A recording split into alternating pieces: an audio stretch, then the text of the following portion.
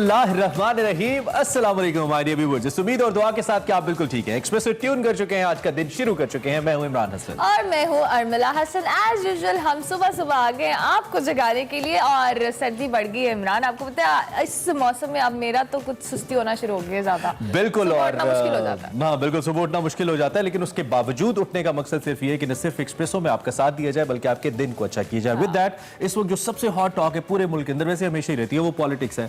Politics and politics यही किए जा रहे हैं सारे लोग, और उसको देखते हुए इस वक्त जो सूरत हाल बन रही है हमें ये लग रहा है कि आने वाला वक्त मजीद सख्त होने वाला है। एग्जैक्टली, कुछ ना कुछ तो हैपनिंग्स रहेंगी, क्योंकि जिस तरह से लॉन्ग मार्च का ऐलान किया गया है उस हिसाब से तो देखा जाए पॉलिटिकल हैपनिंग आइंदा 1-2 माह में हमें ज्यादा नजर आएगी। वैसे तो इस मुल्क में हर वक्त कुछ ना कुछ हैपनिंग्स होती रहती हैं, कुछ अच्छी होती हैं, कुछ काबिल बर्दाश्त। लेकिन मुझे लगता है कि सियासी हैपनिंग थोड़ी ज्यादा ही हो रही है। कम हो तो बेहतर है, और भी दुख है जमाने में सियासत के सिवा। खैर, इस पे बात करेंगे आगे बढ़ते हुए, लेकिन फिल वक्त हमारा पोल भी सियासत के हवाले से है। क्या पीडीएम का या ओपोजिशन का, मुश्तरका ओपोजिशन का हुकूमत से इस्तीफों का मुतालबा जायज है या नहीं? हमारा व्हाट्सएप नंबर आपकी टीवी स्क्रीन पर है। व्हाट्सएप नंबर पे अपनी राय से आगाह करें। शो के एंड पे हम रिजल्ट्स को अनाउंस करेंगे और शो का बाकायदा तौर पर हम आगाज करेंगे आज की हेडलाइंस। पीडीएम की मज़ाहमती सियासत शुरू। 31 जनवरी तक हुकूमत के मुस्ताफी न होने की सूरत में लॉन्ग मार्च करने का ऐलान। हुकूमत ने पीडीएम के मुतालिबात को गैर जमहूरी करार देकर मुस्तरद कर दिया। वजीर आजम का नेवल हेडक्वार्टर्स का दौरा। इलाकाई मैरीटाइम सिक्योरिटी की सूरत हाल पर ब्रीफिंग। आर्मी चीफ से अमरीकी नुमाइंदे खुसूसी ज़िल्मा खलीलजाद की मुलाकात। अफगानिस्तान की सूरत हाल पर तबादला ख्याल। कोरोना की दूसरी लहर बेकाबू। मजीद कई जिंदगियों के चिराग गुल हो गए। जिंदगी में क्या अहम है, दौलत, शोहरत या रिश्ते? साइंस की सबसे बड़ी स्टडी क्या कहती है, देखिए सेगमेंट माइंड मैटर्स में। सेगमेंट मेरा घर में वसी शाह मुलाकात करवाएंगे पाकिस्तान तहरीक इंसाफ के सीनियर रहनुमा एजाज चौधरी से। और सेगमेंट देसी फूड में फरियाल राना खिलाएंगी लाहौर की मशहूर खड्डा सज्जी।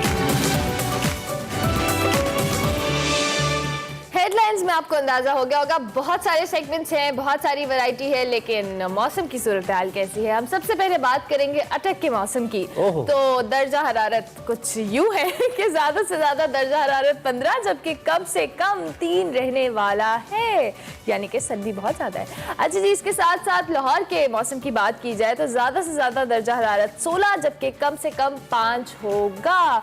और एयर क्वालिटी इंडेक्स की बात की जाए तो 162 रहने वाला है, जो कि अभी भी पॉल्यूटेंट ही है। हमने आज थोड़ा मुख्तलिफ स्टार्ट किया, लेकिन getting back to the federal capital Islamabad, ज्यादा से ज्यादा 15 डिग्री सेंटीग्रेड। कल से थोड़ी सी कम सर्दी लेकिन है, और कम से कम 4 डिग्री सेंटीग्रेड और 7 माइल्स पर आवर की स्पीड से हल्की फुल्की हवाएं भी इस्लामाबाद में चल रही हैं। इस प्रेजेंट वेदर कराची 25 गर्म है, 25 ज्यादा से ज्यादा और कम से कम 12 डिग्री सेंटीग्रेड मौसम रहने वाला है। और यहाँ भी हल्की हवा तो चलती रहती है समंदर की वजह से, लेकिन मौसम ओवरऑल कुछ खास ठंडा नहीं है, खास गर्म भी नहीं है। कराची के अंदर कराची जैसा ही मौसम है। आगे बढ़ते हैं, और हमेशा हमारे प्रोग्राम में सबसे पहले हमें सियासत की बात करना पड़ती है, चूंकि सियासी महाज गर्म है आजकल। इसी पे बात करते हैं आज की बड़ी खबर।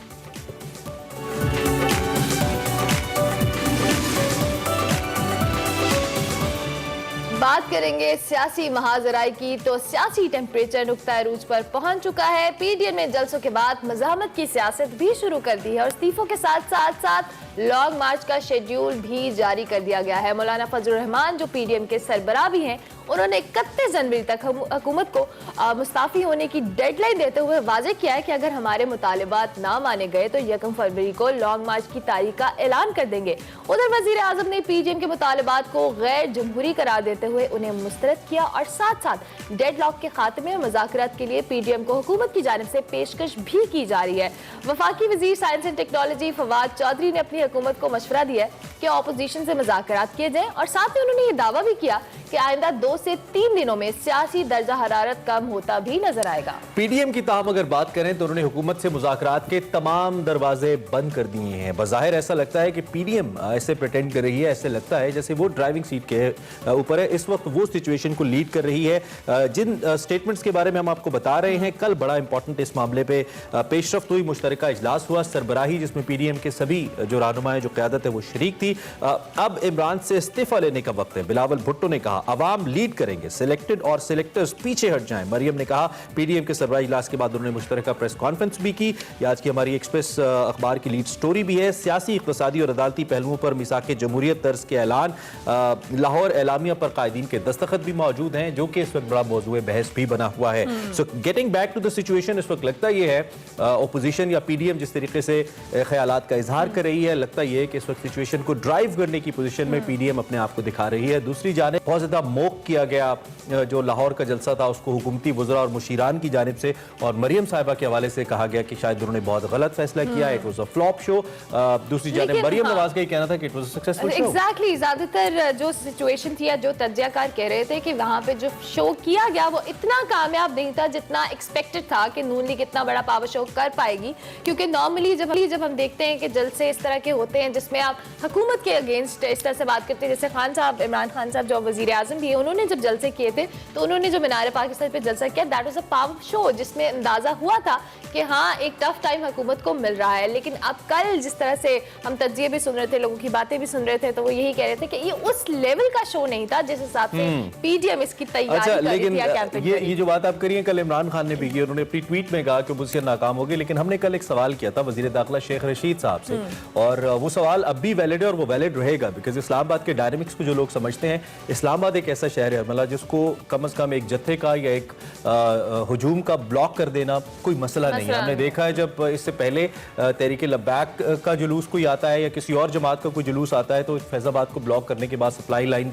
सॉर्ट ऑफ जो एरिया है वो उसको कट कर दिया जाता है और इस्लामाबाद को ब्लॉक कर दिया जाता है। इमरान खान साहब खुद 126 दिन डी चौक में बैठे रहे और उस वक्त के अंदर डी चौक के साथ मुल्क का जितने भी ऑफिसेज थे वहां पे ऑपरेशंस मुअत्तल रहे, मेट्रो बस वगैरह नहीं चल पा रही थी। तो ये सारी सूरत हाल हम देख रहे हैं और इसको देखते हुए लगता है ऐसे बज़ाहिर के हुकूमत को बात करनी पड़ेगी, मुज़ाकरात करने पड़ेंगे, लेकिन कल हमने शेख रशीद साहब का जो तज्जिया सुना था वो इस सूरत हाल को बिल्कुल भी आसान नहीं ले रही। वो thinking it's a challenging situation. उन्होंने कहा कि हम इसके ऊपर यकीनी तौर पर मुज़ाकरात करेंगे और उस पर देखेंगे कि क्या मामला सामने है। अब जो रवैया हो रहा है पीडीएम का वो बहुत एक्सट्रीम की तरफ जा रहा है और वो इस तरह से जिस तरह से कहा जा रहा है हम डंडों का इस्तेमाल करेंगे, हम ये मामला करेंगे, वो डायलॉग की तरफ आने के लिए कोई तैयार नहीं है। दो के गवर्नमेंट भी पहले रिलक्टेंट थी, वो उस तरह से डायलॉग नहीं करना चाहती थी, लेकिन अब प्राइम मिनिस्टर ने खुद भी बोला है कि हम डायलॉग करने को तैयार हैं, मुज़ाकरात करने को आर या तैयार हैं। पार के अरमला दावे हुए थे कि आर होगा या पार होगा, ना आर हुआ ना पार हुआ।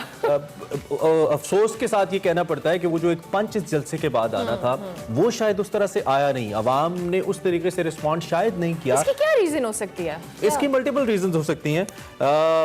यकीनी तौर पे इस वक्त हम एक बड़ी अच्छी बात सामने आई कि अगर मरियम साहिबा शायद लाहौर के पहले विजिट्स ना करती जो मुसलसल उन्होंने किए और लोगों को मौका देती कि लोग उनका जो कंटेंट था, जो उनका जो खिताब था, लोग वहां पे आके सुनते तो शायद सिचुएशन मुख्तलिफ होती। लेकिन चूंकि उन्होंने पहले लाहौर के विजिट किए तो बहुत सारी आवाम पोल आउट हुई सारी सूरत हाल के बाद कि वो वहां पे आके मरियम साहिबा के खिताब को सुनती, चूंकि कंटेंट में कोई तब्दीली नहीं थी। कंटेंट वही था इमरान खान साहब के हवाले से मां सिवा एक दो वीडियोस के। और जो सबसे अफसोसनाक बात पीडीएम के लिए सारे अमल में रही, जब नवाज शरीफ साहब ने खिताब शुरू किया तो उस वक्त तकरीबन पिंडाल खाली हो चुका था और इससे लोगों को बड़ी मायूसी, खास तौर पे उन लोगों को ही जो कि टीवी के ऊपर देख रहे थे, they were thinking it's going to be a big show, उनके लिए कम से कम काफी हद तक मायूस कुन सूरत हाल थी। बिल्कुल, इस तमाम सिचुएशन पे बात कर लेते हैं। हमारे सीनियर एंकर पर्सन है मंसूर अली खान, उन्होंने हमें ज्वाइन किया है। बहुत शुक्रिया Mansoor, a very good morning. सबसे पहले तो आपको हम सुबह बखैर कहेंगे।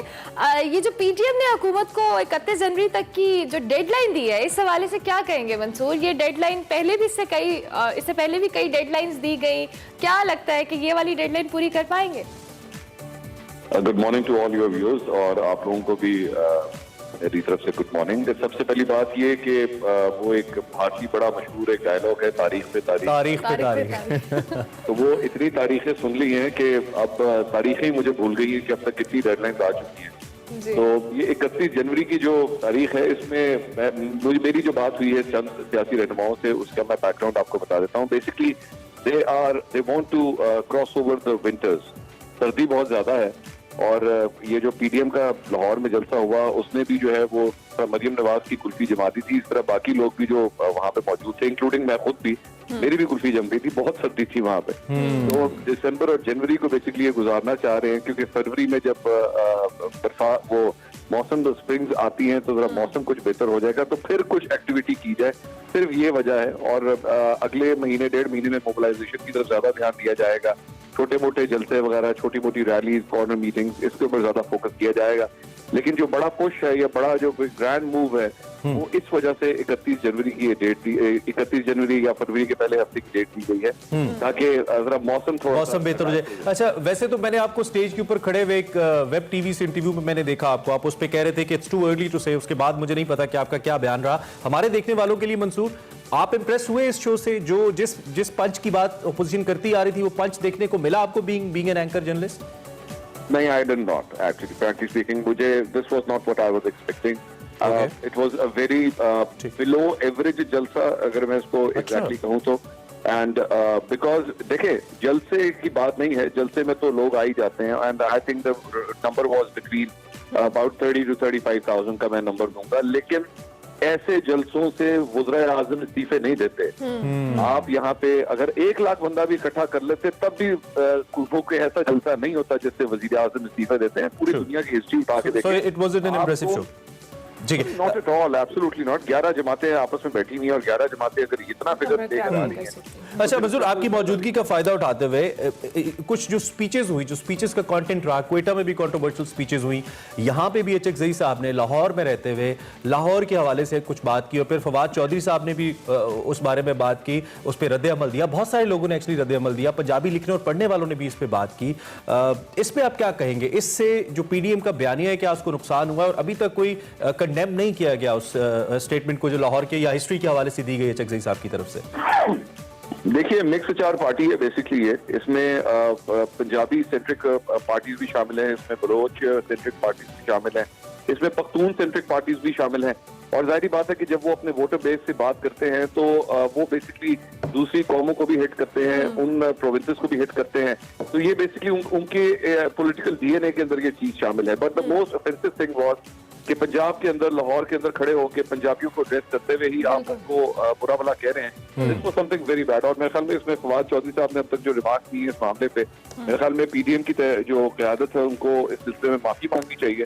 लेकिन whatever they are doing, 11 में से कभी ना कभी कोई ना कोई हर जलसे में जाके कोई ना कोई ऐसी गलती कर जाता है जिसकी वजह से ये ब्लंडर जो है बार बार कमिट किया जा रहा है। इनको सोचने की जरूरत है। एक तो 11 तकरीरें सुन के, मतलब 6 घंटे तकरीरें हमने इतनी सुनी वहाँ पे, हर एक को मौका देना, इतना ड्रैग हो चुका था वो जलसा कि it was badly coordinated and badly timed. ठीक हो गया। Thank you very much Mansoor कि आपने अर्ली इन द मॉर्निंग हमारे साथ तज्जा इस हवाले से और पीटीएम के हवाले से कह रहे थे कि जो पावर शो क्लिक नहीं किया, और as a journalist exactly it was very blunt and very justified kind of opinion जो मंसूर ने इस वक्त हमें दिया। Thank you very much. अभी हम इसी नोट पर एक ब्रेक लेंगे, ब्रेक के बाद हाजिर होंगे। एक्सप्रेसो में बहुत कुछ है जो मैं आपके साथ शेयर करना है, so stay tuned to Expresso. वो है 4,43,246 और मुल्क भर में कुल अमवात का जिक्र किया जाए तो 8,905 हो चुकी हैं। पिछले 24 घंटों में रिपोर्ट जो हुए हैं केसेस, उनके हवाले से आपको बताते चलें कि 2,459 केसेस रिपोर्ट हुए हैं, जबकि 24 घंटों में कुल अमवात की बात की जाए तो 73 के करीब अमवात सामने आई हैं। बात करें गुज़िश्ता रोज़ की तो अदाकारा सनम जंग का कोरोना टेस्ट भी मस्बत आया है और इसके अलावा भी कई लोग कोविड का शिकार हो। बिल्कुल ऐसा ही है। और 9,000 तकरीबन 8,905, it's almost 9,000 people have died. आप अगर थोड़ा सा इस फिगर को देखिए रोज़ाना की बुनियाद पे, और डेली 50 से 60 लोग, 40 से 50 लोग इस मूजी मरज़ का शिकार हो रहे हैं। अब तो बार बार बताते हुए अच्छा भी नहीं लगता। लोग शायद ये समझते होंगे, आप लोग जो हमें देख रहे हैं उनको लगता हो मालूम है इस बात का, लेकिन रिमाइंड करवाना ज़रूरी है बार बार, क्योंकि अब हमें इस कोविड के साथ जीना है, हमने इस जो बीमारी है उसके मुताबिक अपनी ज़िंदगी को ढालना है। तो तो ये बहुत ज़रूरी है कि हम अपनी लाइफ को नॉर्मली उन SOPs के ऊपर लेकर आएँ जो कि कोरोना के लिए या कोरोना से बचाव के लिए बहुत ज़रूरी हैं। इसके साथ साथ जो सबसे अहम बात है जो मैं अक्सर करता हूँ वो ये है कि आप मिनिमम जिस चीज़ को अवॉइड कर सकते हैं वो गैदरिंग्स हैं। अगर ज़रूरी नहीं है तो आप उनमें मत जाइए। यकीनी तौर पे घर से बाहर निकलना लोगों के लिए ज़रूरी है, बाहर भी जाना है, काम भी करना है, लेकिन कम से कम जो गैदरिंग्स हैं अगर आप जा भी रहे हैं तो आप मास्क का इस्तेमाल करें। वैसे भी हम एक्सप्रेसो पे कोशिश करते हैं कि गाय बगाए आपको वैक्सीन के हवाले से जो ताज़ा तरीन अपडेट्स हो रही हैं, जो डेवलपमेंट्स हैं, उनके हवाले से आपको बताते चलें। ऑन एंड ऑफ हम इसका जिक्र भी करते रहते हैं और लेकिन फिर भी हम आपको बार बार कहते हैं कि एहतियात लाजमी करें, बिकॉज जो लोग ऑफिस जाते हैं, काम पे जाते हैं, उनकी मजबूरी है, लेकिन आप इस बात को ख्याल रख सकते हैं कि आप SOPs को फॉलो कर लें, मास्क का इस्तेमाल करें। और हम ये चाहते हैं कि आप जब भी SOPs को फॉलो करें, एक्सप्रेसो आपको याद है, बिकॉज हम ये सोशल रिस्पॉन्सिबिलिटी निभाते रहते हैं, निभाते रहेंगे जब तक इस मरज से हमारी जान अल्लाह करे जल्द छूट जाए, जब तक नहीं छूटती। हमने सनम जंग का जिक्र किया, उनको कोविड हुआ, कल हमने मायरा का भी बताया था। खैर फिल वक्त हम एक और TV स्टार, आज के नहीं पुराने सीनियर अदाकार, उनकी हम बात करने जा रहे हैं जिनकी आज 19वीं बरसी मनाई जा रही है। बिल्कुल हम बात कर रहे हैं TV और फिल्मों के नामवर अदाकार जनाब फरीद नवाज बलोच साहब की, जिनको आज हमसे बिछड़े 19 बरस बीत चुके हैं। फरीद नवाज बलोच साहब का शुमार कराची के सीनियर अदाकारों में होता था और जो लोग PTV के पुराने ड्रामा ज़बला देखते हैं उनको याद होगा कि कितने मंझे हुए अदाकार थे। बिल्कुल इनकी बात की जाए तो संजीदा और मज़ाहिया किरदार अदा करने में महारत हासिल थी और जो भी किरदार उन्होंने किया उसको खूब निभाया। इस शॉट में तो हमें फाद मुस्तफा साहब के वालिद भी नजर आ रहे थे जो आजकल के सुपरस्टार हैं और ये एक PTV कराची के वो लोग हैं जिन्होंने उस वक्त बेहतरीन शोरा आफाक ड्रामास दिए और चूंकि इनका ताल्लुक भी सिंध से था तो वो जो रीजनल किस्म के कैरेक्टर्स थे वो बड़े जबरदस्त लगते थे। और अब तो इनके बेटे भी यासिर नवाज और दानिश दानिश नवाज वो भी अदाकारी के जौहर दिखाते हैं। यासिर साहब तो बहुत अच्छे डायरेक्टर हैं, I been working with him, he is a great director और दानिश भी अब डायरेक्शन में आ चुके हैं और एक्टिंग भी कर रहे हैं। सो आज हम फरीद साहब को याद करें, अल्लाह उनको गरीक रहमत करे। इसी पॉइंट पे ब्रेक लेनी है। बिल्कुल ब्रेक लेंगे, ब्रेक के बाद हाजिर होंगे। आप देखते रहिए Expresso. Welcome back to Expresso. Programme में आगे बढ़ेंगे और अब आपकी मुलाकात एक ऐसी शख्सियत से करवाते हैं जो फिल्म मेकर डायरेक्टर हैं, तहकीक पर मबनी शॉर्ट फिल्म्स बनाती हैं, उनकी मंजर निगारी बहुत ही खूबसूरत अंदाज में करती हैं। ये हमने रिकग्नाइज़ किया, दुनिया ने रिकग्नाइज़ किया। हाल ही में उन्होंने गडानी जहाज़ तोड़ने के अमल पर एक ज़बरदस्त किस्म की शॉर्ट फिल्म बनाई जिसमें मजदूरों के हालात ज़िंदगी को दिखाया गया है और बताया गया है कि वो दौरान मजदूरी किस तरह की अबतर ज़िंदगी गुजारते हैं। हम अगर गडानी के हवाले से बात करते हैं, इस वक्त दुनिया का सबसे बड़ा एक वक्त में दुनिया का सबसे बड़ा शिपयार्ड रहा है 1980s के अंदर, जब यहाँ पे 30,000 से ज़ायद मुलाजमीन अरबला काम करते थे और इस वक्त इसका नंबर दुनिया भर में तीसरा है। 10 किलोमीटर और 132 शिप ब्रेकिंग यार्ड्स के ऊपर फैला हुआ ये शिपयार्ड है और इसमें अनफॉर्चुनेटली कुछ ऐसे वाकयात मजदूरों के हवाले से भी होते रहते हैं। जैसा कि हमें याद है 2016 में एक वाकया हुआ था जिसमें कीमती जाने गई थी। सो मजदूरों की जिंदगी बड़ी मुश्किल है, इसी पे इन्होंने बहुत जबरदस्त काम किया है। इसी हवाले से डिटेल बिल्कुल हेरा नबी हमारे साथ मौजूद है और हेरा नबी को अवार्ड भी मिला गया नेक्स्ट जनरेशन अवार्ड 2020। ये अवार्ड बेसिकली है क्या, किस ऑर्गेनाइजेशन की तरफ से मिला, ये सब हम हेरा से जानेंगे। Thank you so much Hera and very good morning. Good morning. अच्छा हिरा, बहुत शुक्रिया। एक तो हमें बड़ा अच्छा लग रहा है आपसे बात हो रही है और आप जैसे क्रिएटिव यंगस्टर्स बहुत कम हैं तो इसलिए बड़ा अच्छा लगता है। सबसे पहले तो हमें इस अचीवमेंट के बारे में बताएं और ख़ास तौर पे जो अवार्ड आपको मिला नेक्स्ट जनरेशन 2020 अवार्ड, ये किस तंजीम की जानिब से मिला है और इसकी बेसिक्स क्या थी जिसके लिए आपने क्वालिफाई किया? मुझे प्रिंस क्लाउस फंड से ये अवार्ड मिला है। एनुअली वो लॉरिएट्स अनाउंस करते हैं 6 से 7। सो इस साल मैं एक लॉरिएट हूँ और मुझे जो कैटेगरी है अवार्ड की वो नेक्स्ट जनरेशन अवार्ड है। ये मिलता है किसी को जो अंडर 35 हो, somebody who shows promise and talent to be harnessed for the future. But ये अवार्ड जो आपने पूछा कि किस तरह मिला, it's actually people are nominated and उसके बाद एक जूरी होती है and they decide. So that's really how I feel very honored and very lucky to receive this award. Rather than being lucky, क्योंकि obviously आपकी एफर्ट है जो हमें नजर भी आती है। आपने जो फिल्म बनाई, आपकी तबीयत ठीक है? Since live show. खैर हेरा, आपने जो फिल्म बनाई है इसमें गडानी के जहाज़ों को किस तरीके से एक तो मजदूरों के हवाले से दिखाया गया है और इस मौजू का ही इंतखाब आपने क्यों किया इस फिल्म के लिए? I had wanted to travel to Gadani for a very long time क्योंकि शिपब्रेकिंग जो है एक बहुत I think visually interesting और visually striking industry है। और मैंने तस्वीरें देखी थी चिटागोंग के यार्ड की 2011 में, क्योंकि चिटागोंग में भी शिप ब्रेकिंग होती है बांग्लादेश में। एंड उसके बाद मुझे ख्याल आया कि पाकिस्तान में भी होती है, बट मैं कभी गई नहीं थी। सो मैंने उस वक्त इंटरनेट पे गूगल किया शिप ब्रेकिंग इन पाकिस्तान, और मुझे गडानी की प्रेस फोटोज मिली। सो उसके बाद मैं जाना चाह रही थी, बट अनफॉर्चुनेटली क्योंकि it's just not, for some reason people think it's not accessible, या उस वक्त सिक्योरिटी सिचुएशन ऐसी थी कि I was advised not to go. So 2018 में मैं एक आर्टिस्ट रेजिडेंट थी वसल आर्टिस्ट एसोसिएशन के साथ, जो कि कराची में एक इदारा है। सो वहाँ मैंने उन्हें कहा कि काफ़ी अरसे से मैं गडानी के बारे में मुझे काफ़ी क्यूरियोसिटी है और मैं वहाँ जाना चाह रही हूँ, so could it be possible. So उन्होंने इस तरह अरेंज किया for us to travel to Gadani and to visit there. And really from the first time I arrived there, I was very, very blown away because वहाँ पे इतने enormous जहाज हैं जो बहुत बीच किए हुए हैं, सो आप बहुत करीब से देख सकते हैं। These ships are massive. And then there's just the industry itself, जिसमें बहुत कुछ हो रहा है। And जब आप देखते हैं humans को in comparison with the ships, they're so small, they're tiny.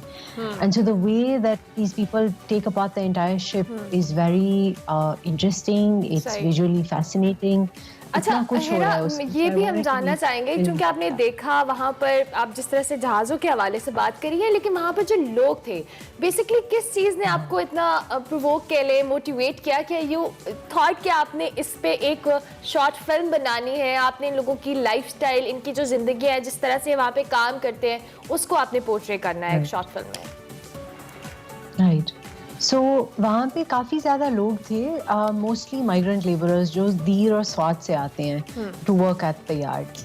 And जब मैं वहाँ गई, सो आई मीन इमीडिएटली तो हमारी कुछ हद तक बातचीत हुई, but we didn't immediately become intimate of course, उसके लिए तो वक्त लगता है। बट आई रियलाइज कि apart from the industry these are also people and they of course have stories, and these stories should be shared, should be told.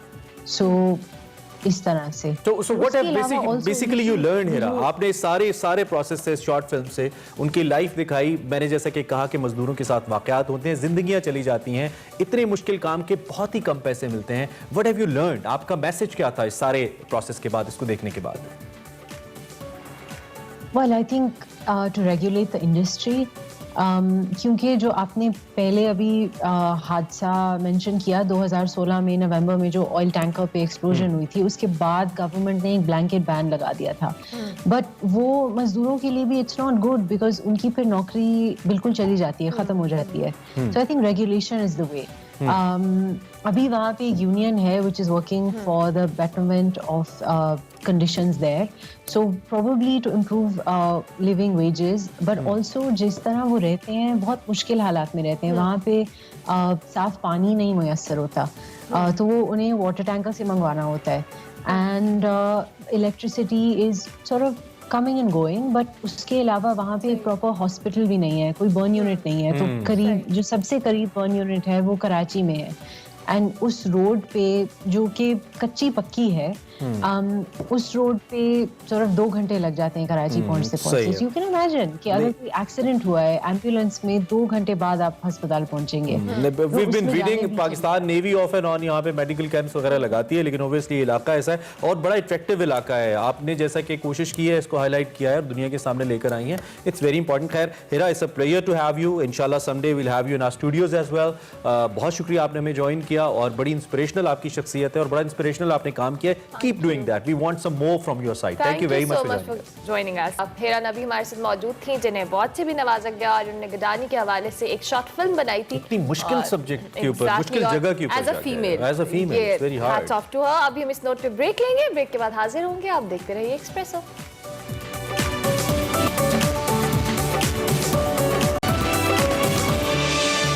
आप देख रहे हैं एक्सप्रेसो और आपको एक बार फिर हम वेलकम करते हैं। और अब हम चलेंगे अपने अगले सेगमेंट की नहीं, जानिब। आपने कुछ करना था पहले अनाउंसमेंट। नहीं करना था। मैंने नहीं करना। फरियाल राना आज हमें कुछ खिलाने वाली है। क्या खिलाने वाली है? हाँ, और ये भी कि जो ये खिलाने वाली है, मैं ये इससे पहले बात कर रहा था कि सर्दियों के अंदर ऐसी डिशेस आपको खाने का बड़ा मजा आता है। और आपको पता है कि फरियाल के जो सेगमेंट है देसी फूड का, उसका चूंकि वो लाहौर में इतने पॉपुलर, इतना अच्छा सोशल आज मीडिया पर social फीडबैक media आ रहा है। star सो यस, फरियाल आज हमें क्या खिलाने वाली है, फरियाल से ही जानते हैं और देखते हैं आज का सेगमेंट देसी फूड।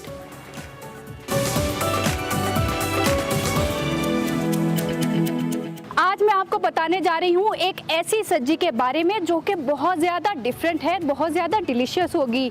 वैसे तो आपने ना बहुत सारी जगहों से बहुत तरह की सब्जी खाई होगी, मगर ये सब्जी बहुत ज़्यादा स्पेशल है क्योंकि दुम्बे को मैरिनेट करके एक खड्डे में दफन किया जाता है और फिर उसके बाद उसको वहीं पे पकाया जाता है।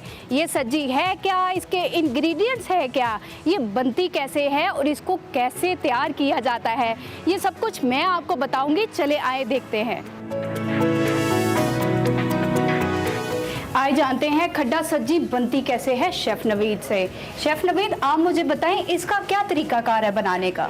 जी मैम, हम पहले इसको खड्डा खोद के ड्रम को फिट करते अच्छा। हैं।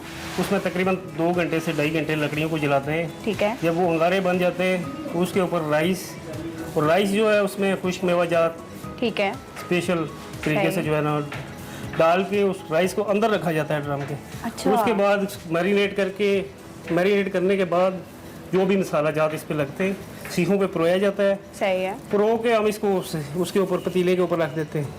रखने के बाद जो है हम उसके ऊपर ढकना डालते हैं, उसको चारों ठीक। तरफ मट्टी डाल के सही है। और उसको दबा देते हैं। 2 घंटे, 2.25 घंटे में जो है ये दुम्बा तैयार हो जाता है। अच्छा शेफ नवीद, आप मुझे बताएं कि इसमें कोई ख़ास किस्म के मसाले डलते हैं या फिर वही रेगुलर है? जी, इसमें जो है ना एक स्पेशल मसाले जो है ना वो डलते हैं, कुछ अरक डलते हैं, और जो है ना कुछ ऐसे मसाले भी हैं जो रेगुलर है। अच्छा। ज़ाहिर है जायका बनाने के लिए बिल्कुल ऐसे ही और है। कुछ एक्स्ट्रा ज़ाफ़रान वगैरह या इस तरह के जो करके करो कहते हैं, वो इस तरह के डाल के ना हम इसको बनाते हैं। सही और बड़ा है। बेहतरीन जो है ना इसका जायका है। ठीक है। और ये जो है ना स्पेशल डिश है, लाहौर में पहली दफ़ा जो है ना हमने इंट्रोड्यूस करवाई है। और इसके लिए जो है ना बड़े दूर से गुजरों वाले से, सरगोदा से, मुल्तान से लोग आते हैं खाने के लिए। नवीद साहब, आप मुझे बताएं कि कौन कौन से अर्क डलते हैं इसमें? इसमें हम जो है ना अरके को और दूसरे मुख्तलिफ रोगन जो है ना डालते हैं, और चावलों में देसी घी डालते हैं। ठीक है। काजू, पिस्ता, बादाम और छुआरे वगैरह, और इसमें मुख्तलिफ आलू बखरा, ब्लैक और रेड दोनों ठीक है। यूज़ होते हैं, और जायकेदार चावल होते हैं। और जो खड्डा है, ये जो बकरा है या दुम्बा है, हाँ जी। इसके ऊपर जो है ना 12 किस्म के मुख्तलिफ जायकेदार मसाले लगते हैं। अब देखते हैं ये बनता कैसे है। अच्छा सर, आप मुझे बताएं कि जैसे गोश्त में कट लगाए जाते हैं, इसमें भी वैसे ही कट लगाए जाएंगे? जी बिल्कुल इसी तरह इसको कट लगाने के बाद मैरिनेशन करके उसके बाद ये सीखों में परोया जाएगा। अच्छा ठीक है। तो उसके कोई बाद- स्पेशल खास किस्म की सीखें होंगी या फिर जी, वही इसकी अलग से रेगुलर? सीखें होती हैं, वो अलग बनवाई हुई हैं हमने। और अच्छा वो जो है ना वो आगे से बारीक होती है, पतली गोल। ठीक वो है। ये पूरी रान से गुजर के जाएगी वो। ये तो 4 घंटे का प्रोसेस है। 4 घंटे 2 का? घंटे में लकड़ी जलती है, अंगारा बनता है। ठीक है। उसके बाद इसको मैरिनेशन करने के बाद हम दबा देते हैं। उसके बाद 2 घंटे जो है ना ये तैयार होने में लगते हैं, और 5 मिनट इसको खोलते हुए लगेंगे। 2 घंटे 5 मिनट में ये आपको मिल जाएगा फ्रेश गर्मा गर्म। ये इसकी मैरिनेशन हो रही है, और ये जो मसाले हमने तैयार किए हैं, 12 मसालों का जो मसाला हमने तैयार किया पेस्ट, वो इस पर मैरिनेशन करेंगे। और उसके बाद जो है ना ये मुकम्मल तैयार हो जाएगा, और सीखों के परो के हम इसको खड्डे में डाल देंगे। कौन से 12 मसाले? ये इसमें जो है ना सर बबली और खास वगैरह के जो मुख्तलिफ मसाले होते हैं, और जलवतरी, जाफ़र वगैरह वो है, और कुछ अरके हैं जो मैंने आपको बताए हैं पहले।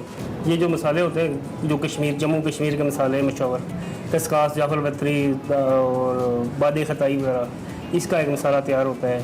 ठीक है। इसमें ड्राई जो होती हैं धनिया, उसको मिक्स करके एक स्पेशल मसाला तैयार किया जाता है, और वो जो है ना इसमें यूज़ हो रहा है। और कुछ अर्क जो है मैंने आपको बताए हैं कि जो फ्रूट से आते हैं, सही वो हम है। पहले से बना के रख लेते हैं। वो है ऑलिव ऑयल है, ठीक है। और न्याज़बू के जो पत्ते को जो मसाला बना होता है वो है। जबरदस्त।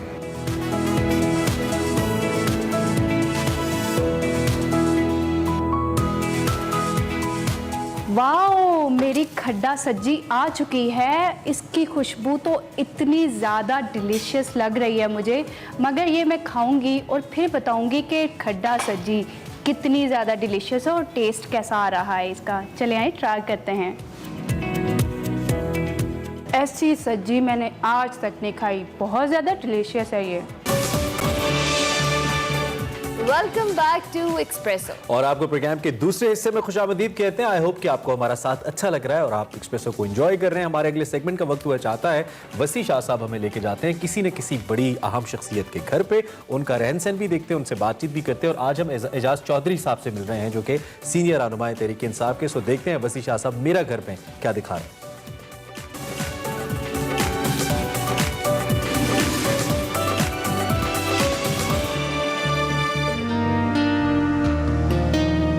बिस्मिल्लाहिर्रहमानिर्रहीम। अस्सलाम वालेकुम नाज़रीन, मैं हूं आपका मेज़बान वसी शाह और आप देख रहे हैं मेरा घर।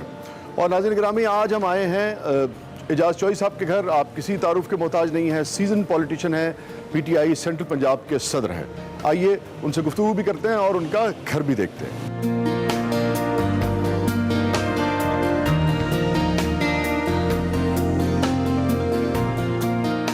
अस्सलाम वालेकुम चौधरी साहब। तशरीफ रखिए। कैसे मिजाज है? अब यूं करके मिलना पड़ता है। तशरीफ रखिए। आप तशरीफ रखिए। शुक्रिया। इकबाल पढ़ा जा रहा है जी? जी हाँ, असल में शाह जी ये जो बात है ना कि चुमी गोयम बलरदम के दानम मुश्किलात है ला इलाहा, सुभान अल्लाह, ये असल में बुनियादी तौर पे इकबाल को इसलिए पढ़ना चाहिए कि हमें समझ आए कि हम मजमूई तौर पे तो मुसलमान मिल्लत हैं और उसमें एक फ़र्द जो है उसकी हकीकत क्या है।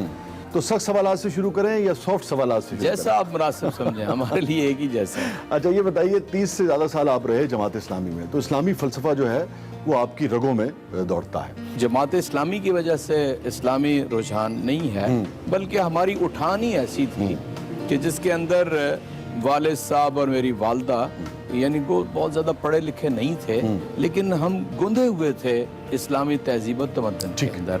अलबत्ता शऊर की आंख जो खोली तो उस वक्त तालिब इल्मों की वो तंजीम थी कि जिसके अंदर यूनिवर्सिटी में जो ही गए तो शामिल हो गए, और वो असल में एक मुताले का रुझान बना और दीन के बुनियादी मुताले का रुझान बना।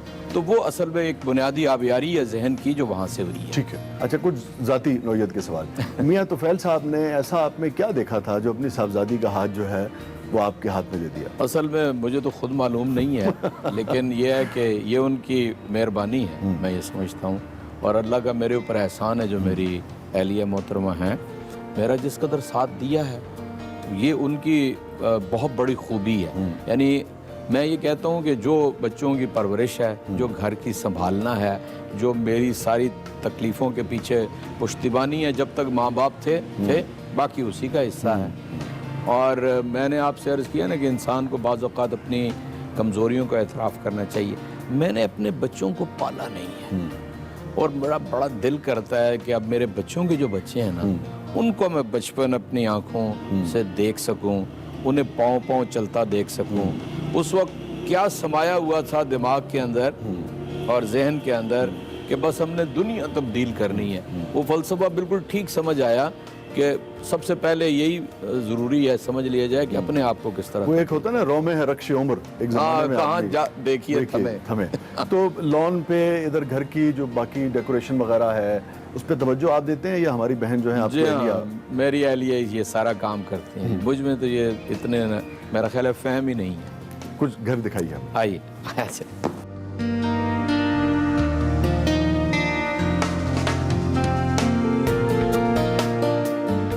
चौधरी साहब ये जो अल्लाह के मुबारक नाम है जी, ये ज़रा इसके बारे में कुछ हमें ये असल में ना जी जो जमात इस्लामी के अमीर थे सैयद मुनव्वर हसन, अरे अल्लाह ये ताला मेरी शादी के ऊपर मुझे ये तोहफा। अच्छा। मौदूदी साहब भी तशरीफ लाए होंगे यकीनन उस वक्त? नहीं, मौलाना तो वफात पा चुके थे। अच्छा, बाद में? मेरी शादी 84 में हुई, मौलाना तो 79 में वफात। 79 में जी। और ये जो है ये जी किरपान है जो पाकिस्तान के खालसा हैं जी, मेरे उनके साथ बड़े देरीना मुरासिम हैं। इसकी भी एक तारीख है। जेल में इकट्ठे हुए थे, ज़ियाउल हक की जेल हमने भुगती हुई है मार्शल लॉ की, तो वहीं पे वो मिले थे। फिर एक अभी तक उनके साथ ताल्लुकात जो हैं बरकरार। और जो साहब ये जो तोहरे या ये जो फ्रेम है? ये फ्रेम असल में मेरी अहलिया मोहतरमा की कोशिश है और ये उनका अपना ज़ौक है जो फ्रेम वगैरह उन्होंने बनाया। ये सारा उन्होंने ही नहीं कि उसको उन्होंने तरतीब दी। वाह। अच्छा देखिए, जमात आपके अंदर अभी भी मौजूद है, तस्वीर हमें कहीं नजर नहीं आ रही। हाँ, लेकिन वो है अपनी जगह बात, चंद तस्वीरें बता चंद हसीनों की खूबसूरत लाइब्रेरी देखेंगे। ये तो मैं खैर देख के बता सकता हूँ किसी जमात के रुकन की लाइब्रेरी है। लेकिन आप देखेंगे कि दो जमातों की है। हाँ। ये जो है ना जो मुताला, एक वक्त में इब्न सफ़ी से लेकर नसीम एजाजी तक सब कुछ पढ़ा, तो हम आहिस्ता आहिस्ता फोकस होते चले गए सीरत के ऊपर, इकबाल के ऊपर और इसके अलावा सियासत के ऊपर, सियासी शख्सियात के ऊपर। ये असल में आके अब मेरा थोड़ा सा रुझान फलसफे की तरफ हुआ है। ठीक है कि ज़रा बुनियादी तौर पे देखा जाए कि तश्कील इंसान, यानी एक तो वो है जो इलाही है जी, एक जो तहजीब कैसे डेवलप हुई है, और ये ज्यादा इस वक्त का। ठीक है। और शेर व अदब से भी, यानी कि खाली खास क्योंकि जमात के अकाबरीन की तो बहुत शेर से दोस्ती रही और बड़े बड़े शायर। ये मुताले नहीं है, ये गज़ा है, ये शेर व अदब है। शाह साहब यहाँ यही टीवी लाउंज है, बच्चों के साथ यहीं पे होते हैं, घर में यहीं पे बैठे रहते हैं। यहाँ पर ये कॉर्नर वाला जो जगह है ये मेरा, ये आपकी मखसूस जगह है, यहाँ मेरे लिए तो कितना वक्त मिलता है बच्चों के साथ, अहलिया के साथ? ना होने के बराबर, ना होने के बराबर, ना होने के बराबर। और मैं इंशाल्लाह कोशिश करूंगा कि कुछ वक्त अपने घर को और अपने बच्चों को दे। सियासतदान से लाख इख्तलाफ रहें किसी मुआशरे को, मगर ये भी तो पहलू है ना कि अपना घर बार तकरीबन बेचारा छोड़ के और लोगों की फलाह के लिए लगा रहता है, उसके बावजूद बहुत मुगल्लज़ात जो है उसको फेस करता है। इसको आप कैसे देखते हैं? बड़ी कोताहियां होंगी, मैं ये नहीं कह रहा, मगर बहरहाल हमें जो ताज़ीम देनी चाहिए वो भी शायद हम नहीं देते हैं। शाह साहब ऐसा नहीं है, जो फर्द अपनी ज़ात को मना कर देता है उसकी इज्जत ही इज्जत है, आज के दौर में भी है। लेकिन अगर सियासतदान जाके सवाए अपनी जेबें भरने के और अपने मफादात का तहफ़्फ़ुज़ करने के और काम नहीं करता, और आम आदमी की ज़िंदगी दिन ब दिन अजीर्ण होती चली जा रही है, उसकी कौन इज्जत करेगा? तो एक जो राय ये आती है कि बाकायदा प्लानिंग के तहत बदनाम किया जाता है सियासत और सियासतदानों को, उसका कितना हिस्सा है? उसका भी हिस्सा है, लेकिन यह है कि अगर सियासतदान खुद अपने आप को इंटैक्ट रखे और अपने मकसद के तहत ज़िंदगी गुजारे तो फिर उसको कोई गाली नहीं दे सकता। गाली नहीं दे सकता। गाली देने वाला खुद गाली बन जाएगा। तो ज्यादा जिम्मेदारी जो है वो खुद सियासतदान के अपने रवैये पे आती है। ये तो बिल्कुल इंसान अपने बारे में खुद सोच ले, उसके अपने रवैये से ही बाहर की दुनिया उसे जज करती है। आइए तशरीफ रखिए। जी प्लीज। आज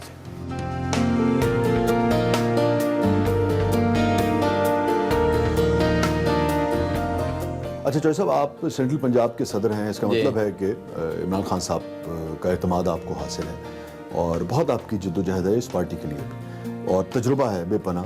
मगर हम देखते हैं कि जैसे सेनेट है या दीगर कॉरपोरेशन हैं या और कई ऐसे ओहदे हैं जिनमें आप डिलीवर कर सकते थे, वो जिम्मेदारी आपको नहीं दी गई, इसको आप कैसे देखते हैं? एक तो पहली बात यह है कि जब प्राइम मिनिस्टर समझेंगे बानी चेयरमैन हैं और मेरी सलाहियत से, मेरे काम से वाकिफ़ हूँ, उन्होंने मुझे कहा कि सबसे मुश्किल इलाका सेंट्रल पंजाब है, 2018 के इंतखाबात में यहाँ पर बड़ी अच्छी जीत नहीं हो सकी, चुनाचे मैंने इसी को फोकस किया और तंजीम बनाना यहाँ पे शुरू की।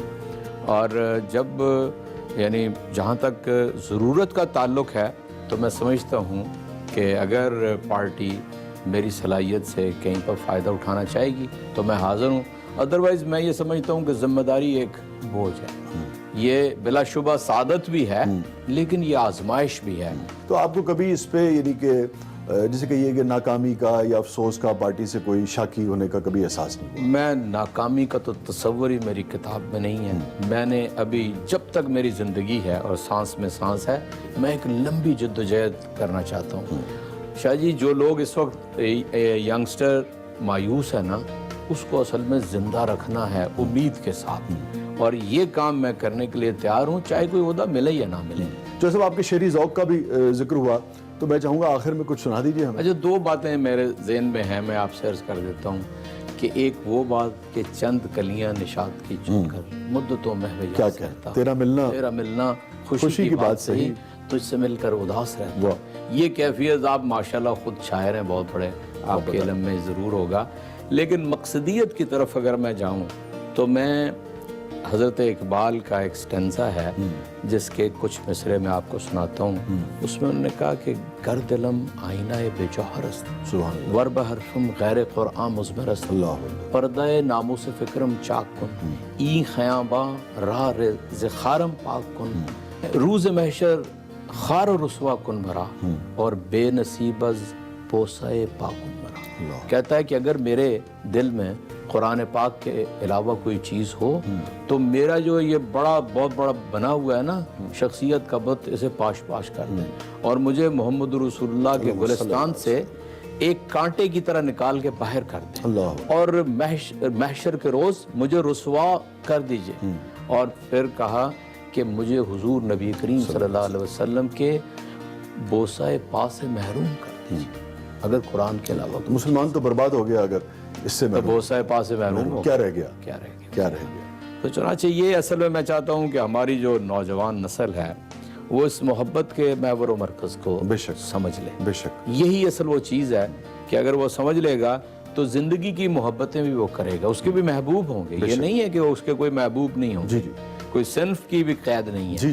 लेकिन वो मरकज़ और महवर अगर इसको बना लेगा, हर रिश्ता तो जो है वो जन्नत जो है जो इस मोहब्बत में भी कामयाब हो जाएगा और उस लाफानी मोहब्बत का भी मजा चख लेगा। बहुत बहुत शुक्रिया जोहर साहब, आपसे मिलकर हमेशा ही बहुत अच्छा लगता है।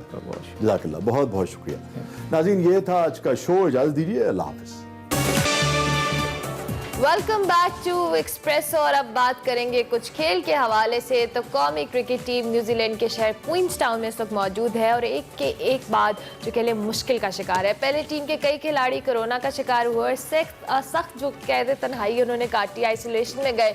खुदा करके आइसोलेशन का मरहला ख़त्म हुआ और अब T20 सीरीज शुरू होने से पहले ही टीम को इंजरीज ने घेर लिया है। कप्तान बाबर आजम की बात की जाए तो हाथ के अंगूठे में फ्रैक्चर के बायस सीरीज से वो बाहर हो चुके हैं।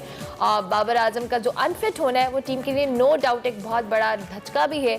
ना सिर्फ वो कैप्टन है बल्कि बैटिंग लाइन में भी बात की जाए तो वो एक मेन जो खिलाड़ी हैं उसकी हैसियत रखते हैं। जबकि T20 के वाइस कैप्टन शादाब खान और इमामुल हक के हवाले से भी बात की जाए तो उनकी फिटनेस रिपोर्ट भी कुछ मशकूक बताई जा रही है। बिल्कुल, बाबर आजम न सिर्फ आम खिलाड़ी हैं, बैकबोन है और टॉप प्लेयर्स के अंदर हैं, वर्ल्ड नंबर 1 भी रहे हैं। दूसरी जानिब हम अगर पीसीबी की बात करें तो पीसीबी ने इंडिया दिया है कि कौमी क्रिकेट टीम के चीफ सेलेक्टर का ऐलान आइंदा हफ्ते कर दिया जाएगा।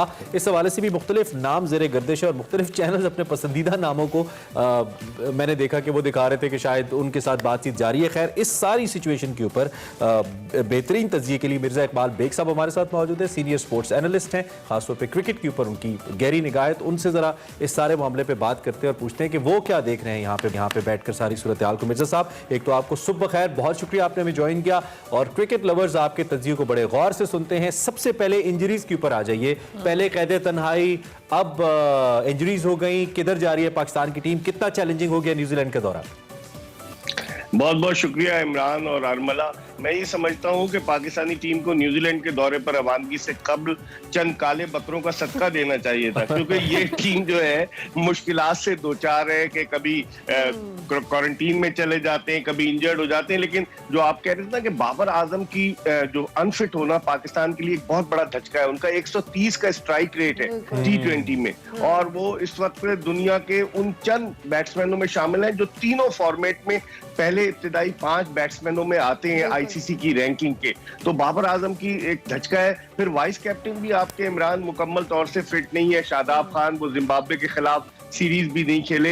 अब देखना ये कि कप्तानी का कोरा किसके नाम निकलता है। पीसीबी का ये कहना है कि अगर शादाब खान भी अनफिट हुए तो मोहम्मद रिजवान को कप्तानी सौंपी जाएगी। उनकी परफॉर्मेंस कोई इतनी अच्छी नहीं रही थी जिम्बाब्वे के खिलाफ। इमाद वसीम और सरफराज अहमद भी कप्तानी की दौड़ में शामिल है, लेकिन लगता यही है कि मोहम्मद रिजवान जिससे पिया चाहे वही सुहागन। इन दो सीनियर प्लेयर्स के होने के बावजूद रिजवान की जानिब पीसीबी को झुकाव क्यों है मिर्जा साहब? और ठीक है झुकाव? ये देखिए इमरान, पाकिस्तान वो जो मैंने कहा ना कि जिसे पिया चाहे वही सुहागन, तो पाकिस्तान क्रिकेट की अलमिया है कि फेवरेटिज्म, पसंद नापसंद। रिजवान जो है वो मिसबाह उल हक के बड़े ट्रस्टेड क्रिकेटर हैं कि मिसबाह उल हक हेड कोच हैं तो उनकी सजेशन बड़ी इंपॉर्टेंट है। तो मुझे लग रहा है कि उन्हीं की तरफ करा जाएगा, क्योंकि उन्हें वाइस कैप्टन बनाकर भेजा है इन्होंने सही। टेस्ट टीम का। ठीक है। अच्छा मिर्जा साहब, चूंकि अभी जैसे हम बात कर रहे थे कि ये जब से टीम न्यूजीलैंड गई है बहुत भारी टाइम चल रहा है, अब ये जो फिटनेस वाले मामलात हैं इस पे तो बहुत एक कह ले मेजर कंसर्न उठेगा, क्योंकि सीरीज पहली ऑलरेडी जिस तरह के मुश्किल मरहले से गुजरकर बिलाखिर एग्जीक्यूशन की जानिब आई है, उस पर से फिटनेस का मामला, क्या लगता है परफॉर्मेंस और ओवरऑल हमारी टीम की क्या रहेगी? देखिए टीम अरमला मुझे लगता है कि बहुत दबाव का शिकार है। फिटनेस तो दो खिलाड़ी तो अब बाबर आजम जो थे वो प्रैक्टिस सेशन में थ्रोइंग पे जख्मी हो गए, मामूल जख्मी हो गए। बाकी एक प्रॉब्लम है शादाब खान का, वो पहले से फिट नहीं थे, वो कह रहे थे मैं फिट हूं, उन्हें वाइस कैप्टन बनाकर भेज दिया। फिटनेस पर एक क्वेश्चन मार्क है। और मैं आपको ये बता दूं कि 26 दिसंबर से जो पहला टेस्ट मैच शुरू हो रहा है माउंट मोंगई में, वहां पर मुझे लगता है बाबर आजम नहीं खेल सकेंगे, इसलिए कि 13 दिसंबर को वो अनफिट हुए और 12 दिन डॉक्टर्स ने उन्हें आराम करने को कहा है। 25 दिसंबर को अगर वो बल्ला पकड़ेंगे तो 26 दिसंबर को कैसे कप्तानी करेंगे? अच्छा मिर्जा साहब, ये आप बेहतर बताएंगे, फिटनेस और इंजरीज दो अलग अलग चीजें हैं, दो के दोनों स्पोर्ट्स का हिस्सा हैं, लेकिन फिटनेस एक ऐसी चीज है जिसे आप कैलकुलेट कर सकते हैं, जिसपे आप काम कर सकते हैं। इंजरीज का हो जाना एक हादसाती बात है, जैसे बाबर के साथ हो गया। तो आप कह रहे हैं कि हमने फिटनेस को कॉम्प्रोमाइज किया है प्लेयर्स की न्यूजीलैंड जाने से पहले, ये कह रहे हैं आप? जी हाँ बिल्कुल इमरान। देखें ना, अगर आप शादाब खान, क्योंकि प्लेयर्स खुद भी तो बताते हैं ना कि हम फिट हैं फुल्ली। शादाब खान अगर, और फिर आपको पता है डेली अलाउंस $124 का, तो शादाब खान अगर खुद फिट नहीं थे, उन्हें बताना चाहिए था। वहां जाकर फिटनेस के मसाइल अगर पैदा होंगे तो वहां से तो वापस भी नहीं आ सकते। लेकिन अच्छा, हमें जी चीफ सिलेक्टर का जो मामला है बड़ा अहम है इस वक्त, और बड़े अहम प्लेयर्स की बातें हो रही हैं। ये वो प्लेयर्स हैं जो पीसीबी की बड़े क्रिटिक्स रहे हैं, मैं नाम नहीं लेता, आप अगर लेना चाहें तो मोस्ट वेलकम। आप क्या देख रहे हैं इस मामले पे, जरा तज्जिया दीजिए। देखिए मोहम्मद यूसुफ के लिए इमरान नाम अब सामने आया है, इससे पहले मोहम्मद अकरम का नाम सामने आया था। पाकिस्तान क्रिकेट बोर्ड का ये अलमिया है कि जो इंग्लैंड से पलट कर आता है, जो अच्छी फरफर इंग्लिश बोलता है, उसको ज्यादा प्रेफर करते हैं। आप उठा के देख लें, अभी जो रिसेंटली जितने भी लोगों का अपॉइंटमेंट हुआ है, मोहम्मद यूसुफ एक बड़े ग्रेट बैट्समैन रहे हैं, उनकी लॉबी नजर नहीं आती। मिसबाह-उल हक के वो खिलाफ रहे हैं, तो अब देखते हैं बोर्ड उन्हें वो प्रेफर करता है या नहीं करता, लेकिन मोहम्मद अकरम भी इस रेस में शामिल है। ठीक हो गया मेरे साहब। ओवरऑल अब कौमी टीम जो है, ये जो दौरा न्यूजीलैंड है, इसमें हम क्या एक्सपेक्ट करें कि अब नो डाउट जैसे आपने कहा है कि दबाव का शिकार है, फिटनेस पे सवालात हैं, कहाँ पर हमें इस चीज़ को थोड़ा रिफॉर्म लाने की ज़रूरत है कि हम पहले से ही इसका काउंटर चेक किया जाए, जब टीम को रवाना किया जाए किसी टूर पे, उससे पहले इस बात को यकीनी बजाय कि वहाँ पर जाके इस तरह के मसाइल ना हो?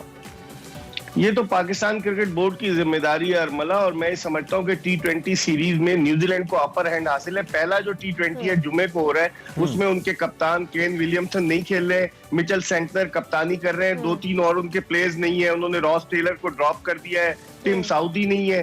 तो पहले T20 में तो हमें एडवांटेज होगा, लेकिन हमारी बैटिंग रिवॉल्व करेगी मोहम्मद हफीज के गिर्द, क्योंकि वही एक सीजन कैंपेनर है इस टीम में। और उसके अलावा आप दीगर बैट्समैनों को देखें तो इतने ज्यादा वो कॉम्पिटेंट नहीं है, मतलब कॉम्पिटेंट तो है लेकिन इतने तजुर्बाकार नहीं है। अच्छा, एक जो मिसबा ने मेरे साहब एक बात की थी कि नए प्लेयर्स को अपनी सलाहियतें दिखाने का मौका मिलेगा इन प्लेयर्स की गैर मौजूदगी की सूरत में, तो क्या ये बात दुरुस्त है? हमारे पास उतना नया पोटेंशियल है, हम लेके गए हैं ऐसे प्लेयर्स जो कि न्यूजीलैंड के खिलाफ बेहतर परफॉर्म कर पाए वहां पे? देखें बिल्कुल इमरान, ये अब्दुल्ला शफीक हुए या हैदर अली हुए, इनमें बड़ा पोटेंशियल है। हैदर अली तो पाकिस्तान अंडर 19 से आए हैं, तो मैं समझता हूं कि अब इन यंगस्टर्स के लिए एक अपॉर्चुनिटी है कि ग्रैब करें इस मौके को, अगर परफॉर्म करें, क्योंकि बैरून मुल्क क्रिकेट में परफॉर्म करना बैट्समैन के लिए खासतौर पर न्यूजीलैंड की पिचेस पर बड़ा मुश्किल होता है। तो मैं समझता हूँ कि इनके लिए चैलेंजिंग टास्क है, अगर ये अच्छा परफॉर्म करते हैं, हीरो बन जाएंगे, अपनी जगह पाकिस्तानी टीम में पक्की कर पाएंगे। ठीक है। और कोई आपने जैसा कि सिलेक्टर्स के हवाले से भी बात की, इज देयर समथिंग जो आप हमारे लिए ब्रेक कर सके, कुछ बता सके क्या होने वाला है, या अभी तक चाहे में गोई ही है? देखिए पहले मोहम्मद अकरम का नाम आया। मोहम्मद अकरम नदीम खान के बड़े पक्के दोस्त हैं, जो डायरेक्टर हाई परफॉर्मेंस सेंटर है, और मोहम्मद अकरम की जो है वो पीसीबी के चीफ एग्जीक्यूटिव वसीम खान से भी बड़ी अच्छी दोस्ती है, वो फेवरेट थे। लेकिन उन्होंने खुद टीवी चैनल्स पर आकर इंटरव्यू दे दिया कि मुझे ऐसी सिलेक्शन कमेटी चाहिए जिसमें ये प्रोविंशियल टीम्स के कोचेस ना हो। तो उनका केस थोड़ा खराब नजर आता है, क्योंकि वो अभी से आंखें दिखाने लग गए। तो इनको तो चाहिए एक ऐसा बंदा जो ना बोल सकता हो, ना सुन सकता हो, सिर्फ गर्दन हिला सकता हो, तो मुझे लगता है कि उनका केस खराब हो गया। ठीक हो गया, थैंक आपने वो यू सो मच। पिया का जिक्र किया ना, तो हम तो बाबर आजम के बगैर वो पिया बिना घर सुना वाला सीन हो जाएगा हमारे लिए। तो मिर्जा साहब, अल्लाह थैंक यू करे कि ये टीम का दौरा है कामयाब रहे, क्योंकि जितना प्रेशर रहा है टीम के ऊपर और जिस सिचुएशन से गुजर के बिलाखिर ये मैचेस होने जा रहे हैं T20 के, होपफुली टीम जो शायकीन क्रिकेट है उनको कुछ अच्छी न्यूज देखने को लेकिन मिर्जा साहब मिलेगी। ने एक बात बड़ी अच्छी बताई कि जो पहले T20 में न्यूजीलैंड की टीम भी खेल रही है, उसके अंदर कुछ बड़े इंपॉर्टेंट प्लेयर्स नहीं है, तो शायद ज्यादा टफ टाइम ना मिले। खैर देखते हैं क्या होता है। ब्रेक लेंगे जी, ब्रेक के बाद हाजिर होंगे, आप देखते रहिए एक्सप्रेसो। एक्सप्रेसो में आपको एक बार फिर से खुशामदीद। प्रोग्राम में आगे बढ़ते हैं और वक्त हुआ चाहता है हमारे सेगमेंट माइंड मैटर्स का। कुछ बहुत ही अहम आज भी माइंड मैटर्स में डिस्कस हो रहा है और स्टूडियोज के अंदर हमारे साथ ही एंकर हिना मौजूद हैं, उनकी तरफ चलते हैं ना। Over to you. Thank you so much Urmila and Imran.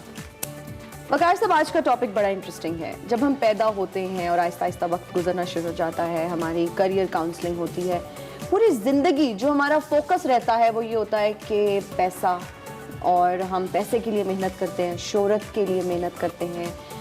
क्या साइंस भी इन दोनों चीज़ों के बारे में यही कहती है कि जितनी भी हमने मेहनत की है वो सिर्फ पैसे के लिए की है और शोहरत के लिए ही की? इवन हमने बड़ा आदमी का कंसेप्ट इसके साथ जोड़ा हुआ है। अपने बच्चों को यही कहते हैं ना कि हमें बड़ा आदमी बनना है, और पीछे जो ये स्कीमा है जो बड़ा आदमी वाला, इसकी बैक पे यही है ना कि ये शोहरत इनके पास होगी और उनके पास पैसा होगा।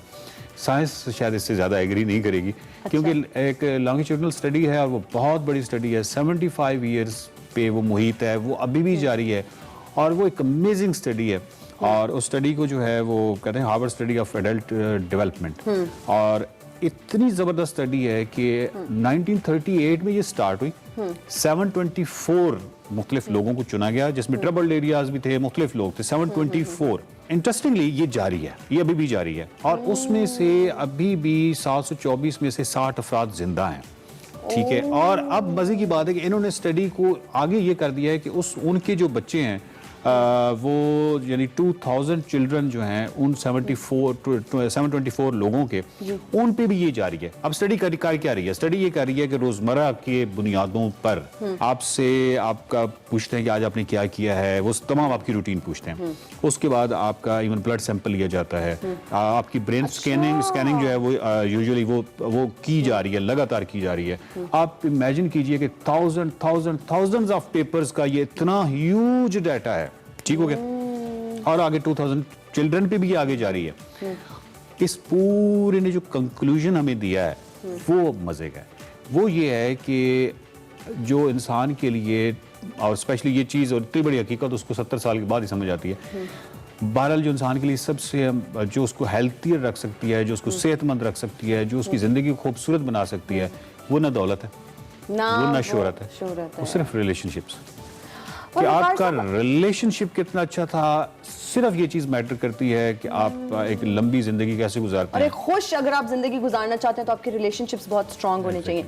वकार साहब, आपको नहीं लगता कि पैसा कमाने की दौड़ में या फिर शोहरत कमाने की जो दौड़ है, या हम फेमस होना चाहते हैं रातों रात, तो इसमें हमारे रिलेशंस बहुत पीछे रह जाते हैं? जो मैरिज कॉन्फ्लिक्ट्स हैं, जो शादी शुदा कपल्स आपस में लड़ते रहते हैं, या रिलेशनशिप्स में जो भी प्रॉब्लम्स आपके आ रहे होते हैं, वो डायरेक्टली को रिलेट कर रहे थे। और मैं आपको उसमें डाटा की बुनियाद पे बात कर रहा हूँ, उन एविडेंसेस की बुनियाद पे बात कर रहा हूँ कि उसमें जो मैरिज कॉन्फ्लिक्ट्स के शिकार हुए, उन्होंने या तो मतलब उनकी डेथ जल्दी हो गई, या उन्होंने हेल्थियर लाइफ नहीं गुजारी। और 50 ईयर्स ऑफ एज, यानी जब आपकी उम्र 50 साल, मैं स्टडी के वाले से कह रहा हूँ, 50 साल की उम्र में अगर आपका रिलेशनशिप स्टेबल है तो ये बहुत मैटर करता है। ये आपको 80-90 ईयर्स ऑफ एज तक ले जाता है अच्छी हेल्थ के साथ। और इसी वजह से आप देखिए कि बहुत अच्छे रिलेशनशिप में अगर पैसा नहीं भी है, तो अगर फेम नहीं भी है, वो नहीं है, लेकिन फेम है, पैसा भी बहुत ज्यादा है, लेकिन अगर रिलेशनशिप्स नहीं है ना तो सुकून नहीं है। सुसाइडल केसेस आपने देखे हैं, तो वो जब वो स्कूल गोइंग बच्चे होते हैं, या हम बच्चों की जब काउंसलिंग कर रहे होते हैं, हमने कभी उनको ये नहीं कहा कि अपने रिलेशंस पे फोकस करें या अपने टर्म्स अच्छे रखें या दोस्तों के साथ अच्छे से रहें। हम उनको बस यही बताते हैं, पढ़ो, पैसा कमाओ, ये बनो वो बनो। आप तो ये कह रही, मैं तो कह रहा हूँ कि रिलेशनशिप्स को बाकायदा उन कोई क्या कहते हैं हद तक करके हमने उनको ऐसी दौड़ में डाला हुआ है जिसमें हम ये समझते हैं कि वो जो रिलेशनशिप्स हैं चाहे वो ब्रेक हो जाए चाहे कुछ भी हो जाए, चाहे माँ बाप इग्नोर्ड है उस चीज में, लेकिन इस दौड़ में तुमने अव्वल आना है। इस दौड़ पे अगर रिलेशनशिप को कोई कास्ट करता है तो वो कोई बात नहीं, कोई इशू नहीं की बेटी से तुमने ज्यादा नंबर लेने, ठीक है, तो वो बच्चे अपने मुकाबलाबाजी में और इन चीजों में इसका कोई फायदा नहीं है। और इसका फायदा इसलिए भी नहीं है क्योंकि रिलेशनशिप्स जो हैं वो बुनियादी किरदार अदा करते हैं आपकी, और ये बायोलॉजी है, बस बेसिकली आपकी जो ब्रेन है वो इससे बहुत प्रोटेक्टेड रहता है। और जब हम आइसोलेटेड लोगों को देखते हैं जो आइसोलेशन के शिकार हुए या उस तरह तो उनके अंदर जब हम देखते हैं तो एक तो उन्होंने कम उम्र पाई, डाटा के हवाले से बात करें, और दूसरा जो है कि उनको हेल्थ के भी इश्यूज रहे, और ये शायद हमारा है बेसिकली, हमारा बायोलॉजिकली हम है ही ऐसे कि हम रिलेशनशिप्स के साथ ही रहते हैं, प्रोटेक्टेड फील करते हैं। वकार साहब, मेरी दादी कहा करती थी कि बुक नाल कोई नहीं मरदा, दुख नाल मरदा है। अब बुक का ताल्लुक जो है मतलब कि फाइनेंशियल, अगर आप क्राइसिस में हैं या अगर आपके पास पैसा इतना नहीं है तो आप नहीं मरेंगे, लेकिन अगर आप इमोशनली वीक हैं, आप स्ट्रेस में, डिप्रेशन में, आप किसी दुख या बीमारी का शिकार हैं, तो यू कैन एक्जेक्टली, तो रिलेशनशिप इंपॉर्टेंट है। और ये अगेन ये मैं या हिना नहीं कह रहे, ये 75 इयर्स की हार्वर्ड की स्टडी कह रही है, 724 पीपल पे, जो कि इतनी लॉन्गिट्यूडनल स्टडी है, जो कि एक रिकॉर्ड है बेसिकली। रिकॉर्ड है। यहाँ पर बस मैं यही कहूँगी कि जो अपने करीबी लोग हैं उनका बहुत ख्याल रखें, अपने रिलेशनशिप्स को बहुत स्ट्रांग बनाएं, और जो लोग आपके करीब हैं उनके आप भी करीब रहें। और thank you so much Waqar साहब for your time. Welcome back to Expresso once again. Programme के आखिरी हिस्से का आगाज हुआ चाहता है, और आखिरी हिस्से में हम बिल्कुल चाहते हैं कि आपको जितना हमने थकाया ना, जरा स्ट्रेचिंग करवा लें थोड़ा। सुबह मुझे नींद आने लग जाती है जब भी सारा सीन होता है। अच्छा चलो खैर, एनीवेज मैं हेल्थ एंड फिटनेस की बात करूंगी, और health and fitness without any delay हम चलेंगे। और आज हमें सना हुमायूं क्या बताने वाली है हेल्थ एंड फिटनेस में, उनसे ही जानते हैं। ओवर टू यू सना। अस्सलाम वालेकुम, मैं हूं सना हुमायूं। योगा सेशन के साथ हेल्थ एंड फिटनेस सेगमेंट में आपको खुशामदीद कहूंगी। आज मैं आपको योगा की सबसे स्ट्रॉन्गेस्ट फॉर्म सिखाने वाली हूं। कोविड-19 की वजह से हमारे मूड स्विंग्स बहुत ज़्यादा हो रहे हैं, हम ओवर थिंकिंग बहुत ज़्यादा कर रहे हैं, डिप्रेशन बहुत ज़्यादा हो रहा है, तो जिस वजह से आप अगर ये एक्सरसाइजेस घर में ट्राई करेंगे तो आपके मूड में बहुत बेहतरी आएगी। और आखिर में मैं आपको सर्वाइकल, हेड और नेक, शोल्डर रिलैक्स कैसे करेंगे उसकी भी कुछ एक्सरसाइज बताऊंगी मेडिटेशन से पहले। योगा से पहले जब भी आप शुरू करें आपने वार्म अप सेशन जरूर करना है, प्रॉपर स्ट्रेचिंग करनी है। So let's begin a warm up. Deep breath in and breath out.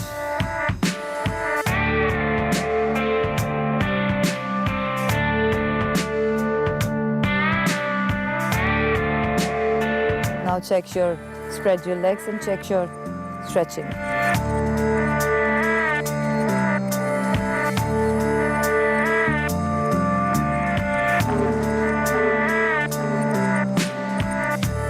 Warm up हमारा हो गया है, अब हम अपना योगा वॉरियर फ्लो स्टार्ट करेंगे।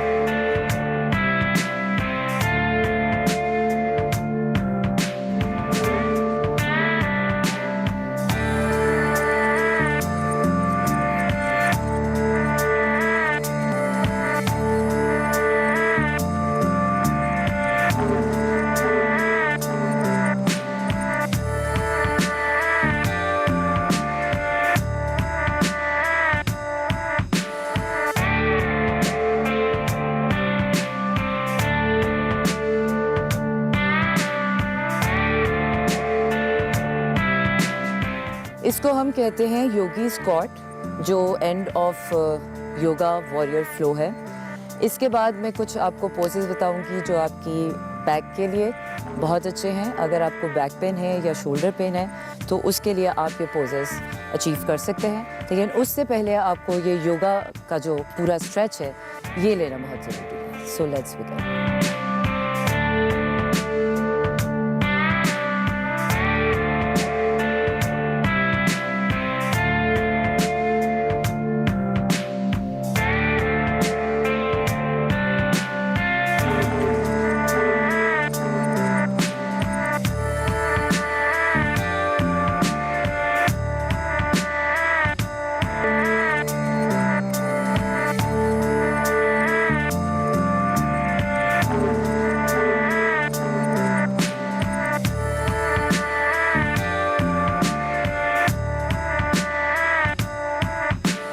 We have created the chi through warrior yoga flow, और अब मैं कुछ आपको एक्सरसाइजेज बताऊंगी जो कि आप इस पोज को अचीव करने के बाद अपने नेक और बैक मसल्स के साथ कर सकते हैं। It will relax your neck and shoulder. आप ये चेयर पे भी बैठ के कर सकते हैं, चाहे आप ऑफिस में बैठे हुए हैं, चाहे घर में बैठे हुए हैं, चाहे टीवी देख रहे हैं। So let's start.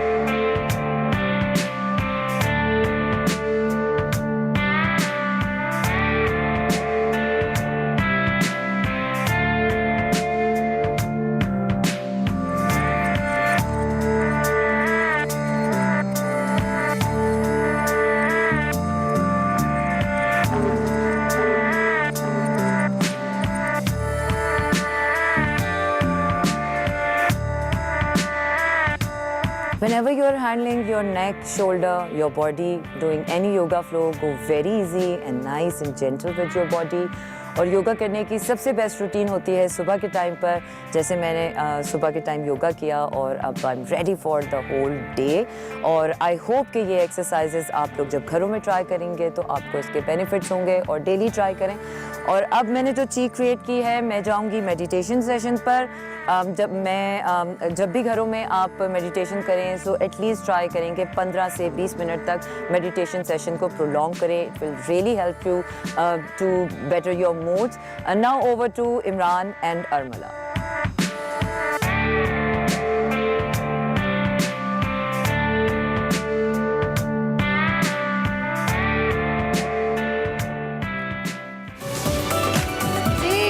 हुमायूं ने आपको बता दिया सुबह सुबह किस तरह से आपने योगा करना है। विदाउट एनी डिले हम चूंकि शो के एंड पे आ चुके हैं, हम आपको पोल के रिजल्ट्स बता देते हैं जो कंपाइल होकर हमारी टीवी स्क्रीन पर आ चुके हैं। हमारा पोल था, क्या पीडीएम का हुकूमत से इस्तीफों का मुतालबा जायज़ है? इस हवाले से हमारे पास जो रिजल्ट्स हैं, 63% लोग कहते हैं नहीं, जबकि 31% लोग कहते हैं हाँ, 6% कहते हैं पता नहीं।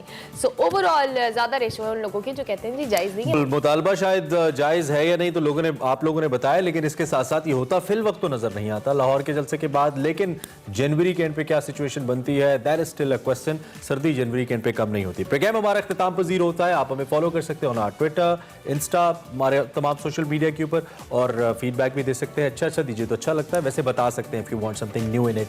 आज के प्रोग्राम देखने के लिए हमें बर्दाश्त करने का शुक्रिया। इंशाल्लाह आपसे कल मिलेंगे। अल्लाह हाफ़िज़। अल्लाह हाफ़िज़।